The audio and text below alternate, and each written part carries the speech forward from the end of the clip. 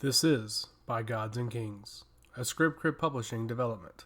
For more information on By Gods and Kings, please visit our website, www.bygodsandkings.com. You can also follow us on Twitter at By Gods and Kings, or you can like us on Facebook. And now, for the next chapter in Nathair, Ascension. Chapter 7, The Fall of the House of Mertrallis. I held my gaze at the large mansion in the distance. With the son of Malorus beside me and malice in my heart, I turned away from the structure and headed back toward the barn. I know where I must begin, I muttered as I left Latros alone in the cool night. The demigod chuckled and shook his head. Is it wise to start at the top? He asked playfully as I moved away from him and into the shadows. It's the only place to begin, I replied with an intense determination in my voice. I entered the barn and went straight to the door that led to the tunnel. I was going to enter the mansion the same way that I was drugged from it. I knew I would come out in my father's parlor, and I was sure he wouldn't be there this late in the evening. It didn't take long to make it through the tunnel. I was fueled by a fury that was new to me. My father tried to have me killed so that he could steal my inheritance. I was his pawn, but now I was going to strike down the master. I made my way back into the mansion to find that most of the servants had already turned in for the night. I remained still and tried to take in all that was around me, hoping to hear the footsteps of my brothers trudging around loudly, but alas, it was quiet. It was unusually quiet. I stood in the entrance from the underground tunnel and continued to wait for a sign, but nothing would come to me. I would have to hunt my prey without the knowledge of their whereabouts, though I did know their tendencies. I moved away from the entrance and out into the main hallway when I was finally given my first hint of what was transpiring in the manor. All four of my brothers were conversing with one another in the main living space, which was convenient for me, but also a bit cumbersome. I could not murder the four of them together. I'd be overwhelmed, and it would ruin any element I had of surprise. However, with all four of them in one place, I knew I would be able to strike my first target. My vengeance would begin with my father. I moved through the manor in the shadows without anyone seeing me. I sulked quietly up the back staircase, the ones that the servants used, to make my way to my father's bedchamber. I crept into his room to see the fire burning furiously in the hearth. I slid the door open and lurched into the room before closing it back without making a sound. The crackling of the embers muffled my footsteps as I entered his chamber slowly. He was sitting in a tall-backed chair with his back to the door and his face toward the fireplace. The brilliant illumination cast shadows against the walls, giving me the best path toward the old man. I snuck around and kept my eyes forward, moving slowly as to be able to hear everything coming from in front of me. Though the sounds of the crackling fire provided a soothing atmosphere, I could hear my father's deep breaths from the chair as he tried to fall asleep. I made it behind his chair without him noticing me. A wry smirk came from the side of my mouth as I knew what would come. I had to end his life silently with my bare hands. I couldn't leave any stains of blood, and I couldn't allow him to make a noise. I had to strangle him. It was the only way I could make it appear as if he died in his chair. I swung around and placed my knee in his midsection, causing him to exhale loudly. I placed both of my knees on his hands, pinning them to the chair before placing both of my hands around his windpipe. You should have sent people who weren't drunken buffoons to kill me, father. I seethed as I stared into his fading eyes. He gazed up in terror as I clenched my jaw. Rage filled me as I squeezed harder along his neck, feeling the bones starting to crack beneath my hands. Don't worry, father. You won't be alone on your way to the scales, I continued. I promise you will be joined by the rest of your offspring, and I will be the only one left to tend to your worldly pleasures, as well as those worldly pleasures you tried to steal from me. His eyes glassed over as my hands felt his neck going limp. I smiled menacingly as I continued to clasp my hands around his neck. For what felt like an eternity, I held his life in my hands. I thought back to all of the strife and turmoil he put me through. I thought back to how he cast me out and sent me to live with my uncle when my mother died. Hatred filled me as I watched his essence slip from the meat sack beneath my legs. When I pulled my hands away from him, his body went limp. His lungs were not inflated and his heart was not beating. My father was dead and I felt relieved, but the night was not over. I had more work to do. I left the room just as I had entered it. I closed the door behind me and peered around to see if anyone noticed me. I knew I had to put on a performance, but I didn't know what my brothers knew. I didn't know if they were aware the father was having me killed, or if he simply told them I left. This was going to be the tricky part, but I was ready. I was either going to kill them all where they stood if they attacked me, or I would kill them one by one on my terms. At the end of the hallway, I could see the fireplace burning down the stairs, along with some light banter between Tigras and Zalorn.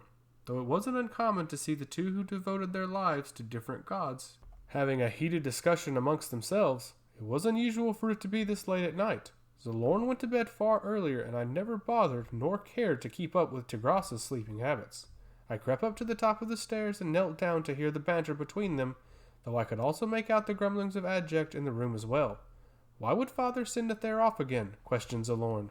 Because he's of no use to this family, and he's yet to find a path in the world for himself, stated Phalaus emphatically, confirming that all 4 brothers were still downstairs together.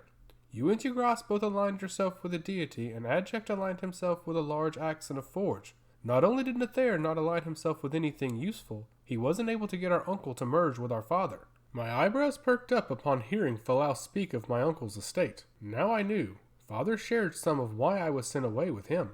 Our uncle was his own man, and our mother's family did not trust our father. That much is common knowledge, retorted Zalorn in frustration. I cannot help it that Nathair has yet to find his own path, but casting him out into the night to go live across the continent is not what should be done. He should be allowed a chance to make something of himself. Tigras scoffed and stepped forward. His silhouette could be seen moving about in the shadows. He folded his arms across his chest and looked down on our youngest brother. Zalorn, I don't think you're one to talk about making something of himself, he stated menacingly with Phalaus and Abject staring on. And what do you mean by that, Tigras? Questioned Zalorn as he stood up to our older brother. Are you saying that my following the god of intellect is not a useful path? That's exactly what I'm saying, affirmed Tigras. Zalorn smiled and stared into our brother's eyes. Why do you say that? Is Dorelius inferior because he didn't drown an entire city? Xylene ended the war of the gods, stated Tigras proudly.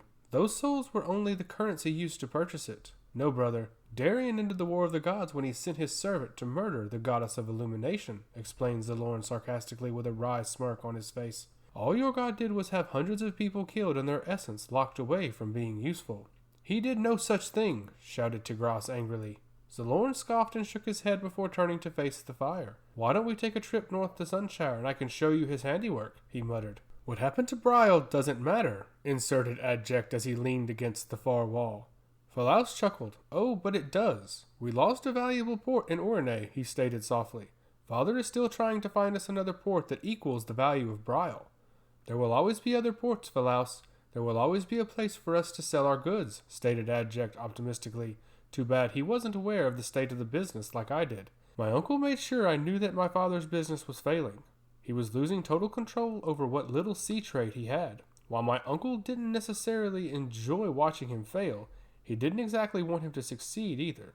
Seeing him squabble and falter brought him joy in his final days. Have we tried the northern part of Orine? Are you asking about that dingy port in Rinsali? It's not large enough for our new fleet. We'd have to find smaller ships, deterred Phalaus. But that is an option, countered Abject. It's not a very good one, retorted Phalaus again. We have Uncle Demerix's resources as well as his ships. We can do things that we couldn't do before. Phalaus placed his right hand on his chin and paused. I wonder if Nocier is an option. Tigras turned toward Abject and scoffed. It won't matter unless the waters around here build up again, Tigras stated harshly. It doesn't matter what the port that we are trying to reach is when we can't have them here to begin the journey. Without the waters coming back up, sailing from here is pointless. Then why don't you get your god to do that? Shouted Phalaus, prompting Tigras to shift his attention over to our eldest brother. Tigras smirked and shrugged his shoulders. It's not in his divine plans. Phalaus stepped forward and over to where I could see him in the shadows. He was angry and assertive, which wasn't unusual. He was always that way, though rarely did he ever get that way with Tigras. You should make it in his plans, commanded Phalaus furiously. Have you ever tried to convince the god of the tides that something should be in his plans? It doesn't tend to end well for anyone involved, countered Tigras. Besides, I'm just a priest. What business would I have speaking with him? Phalaus stepped toward his brother and put his finger in his face. Fury built within Phalaus's eyes as he brought his nose slightly away from Tigras's. Perhaps you should make it your business, brother. The tension in the room was becoming intense, and from my vantage point, it was very entertaining. Seeing Phalaus finally show his true nature to Tigras was fantastic, though I could see that Tigras was preparing to strike. In his right hand, I saw a light blue orb form. It was only a matter of time before the entire room was going to be dripping from Tigras conjuring up some water to defend himself. I walked down the steps and made my entrance with my brothers all practically ready to slaughter one another. I moved slowly with my feet slamming against each wooden plank.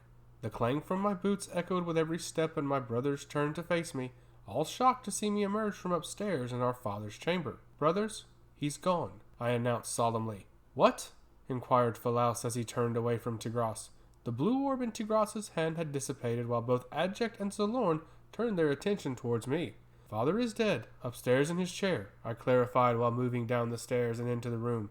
I went up to say my goodbyes as I was heading off to Wurs. Once I got in there, I found him dead in his chair. Phalaus approached me slowly, almost apprehensively.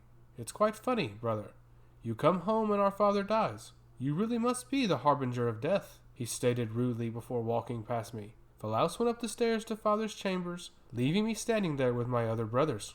This doesn't change anything, inserted Tigras. He stared into my eyes and I back into his. I was not afraid of him, and by the end of the night, he would have a reason to be fearful of me. You will leave and never return. You will be cast out of this family. Adject huffed loudly. It was father's wish, said Adject. He had no place for you, and so we will have no place for you either. Phalaus emerged from our father's room and came down the stairs slowly. It's true, he stammered, almost taken aback by the sight of our deceased father. Tiberic Mertrallis is dead. All four of my brothers experienced differing emotions, which I felt was somewhat odd. Phalaus was grieving, but I couldn't tell if he was mourning the loss of our father, or if he was frightened that he was now in charge of our father's empire. Tigras was calm. He bowed his head and I could see his lips moving. He was praying to Xylene, which was a waste. If our father ended up in front of Xylene, he would be looked upon as a small morsel not fit for ample sustenance. Zalorn chuckled and shook his head. I think he knew I had something to do with our father's death, but I also believe he was wise enough to know it was for the better. He didn't grieve or pray, he simply held his position. In a burst of rage, Adject turned and left the room screaming. In grief, he always went to his forge, and I suspect he was going to do the same. Phalaus walked down the stairs and over to Tigras, who had just finished his prayer. I will alert the servants in the morning. Father can rest in his chair tonight, as he did on most nights. Aye, nodded Tigras. We will need to begin the formal preparations to transfer the titles and property. Phalaus nodded slowly. I'll handle all of that in the morning. Phalaus closed his eyes and turned to face me. Nathair, you are welcome to stay here this evening, but you will leave the moment the sun comes up. Do you understand me? I remained silent and stared at my brother. Do you understand me? He shouted. You will never see me again after tonight, I remarked softly. Phalaus scoffed and shook his head disdainfully. Good, he replied before walking away from me, Tigras, and Zalorn. If any of you need me, I'll be in father's study. Then I suppose I'll be heading to the library, announced Zalorn as he walked over and patted me on the shoulder. If you're ever in Castellas, or even Teardret, see if I'm there, brother, he remarked softly to me. I won't cast you out as the others will. I smiled at Zalorn, but I knew what I had to do. Ending his life would be regrettable, but it had to be done. I may come see you in the library later on if I can't sleep. Zalorn smiled. I'd like that, he said before walking away with Tigras doing the same. Don't come and find me, Nathair. Even being around you for another minute would be too long, quipped Tigras harshly. I was alone in the great room where the hearth was still burning brightly. All four of my brothers had headed off to various parts of the manor and I was left alone. The blade that Latros gave me was pulsating against my side. I could feel it vibrating against me as a purple hue was coming off of the black blade. I pulled it out and held onto the handle firmly. I could feel the knowledge of Latros and his father, Malorus, inside the blade. I think it's time to go inspect Adject's forge. I smiled before sheathing the dagger. My first target would be my younger brother, and I was gleeful at the thought of sending him to the scales. Hey guys, this is Chris with Script Crib and By Gods and Kings. I just want to thank you for listening to our video. We're going to have a whole lot more coming out. If you could, hit the like button, hit the subscribe, and you're going to have more content coming to you on a pretty regular basis. Thanks so much.